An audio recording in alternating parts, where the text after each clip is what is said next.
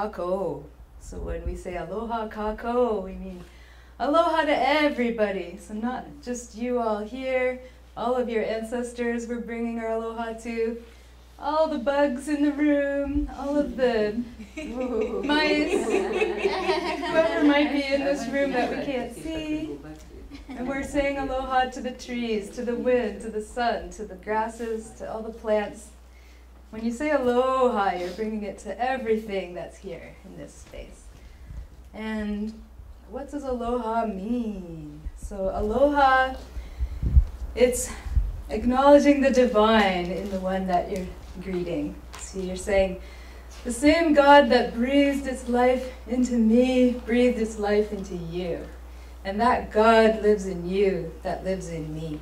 So the same God that dwells in me is dwelling in you, just like namaste. So when you say aloha, you're saying, God's breath is in our presence. God's breath is in our presence. And we're sharing that breath. So ha is the breath of life. It's the breath that God gave to every living thing to create it. So it's the easiest way to connect back to where you came from is to follow your breath, because that's what got you here.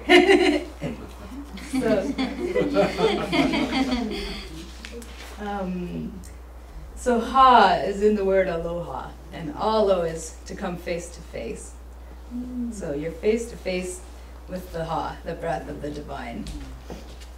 And the same with the word ohana. Does everybody want to say ohana? Ohana. And what does that mean? Anybody? Family. So you see the word ha in the word ohana. So o is like the gathering, and na is the group. So the gathering, the group to breathe, that breathes together, that shares the breath together. So the families always breathe together, and the family received the same breath from the spirit for that family lineage. So that's a deeper level of the meaning ohana. And then we have mahalo.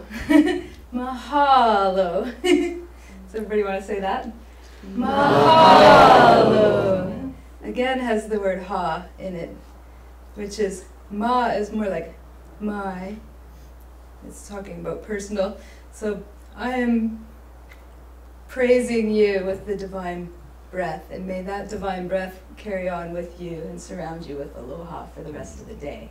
So a simple meaning for the word mahalo is, I praise you. I praise you. So you're offering your praises to the divinity of that person. So it's like, thank you, and you're welcome. Mahalo. So the only rules the Hawaiians have about mahalo and aloha is that you have to really sincerely feel it when you say those words. They don't like people using the word aloha casually. You have to really feel it. And that's the gist of the whole Hawaiian thing, is to bring your feeling and matching it up with your thinking. So with your speech, you want the vibration of what you're feeling to be at equal strength of what you're thinking. So you feel what you say. And in that way, it comes from your na'au, the wisdom of your belly, the na'au. Isn't that called kauna? No, that's a hidden meaning, kauna.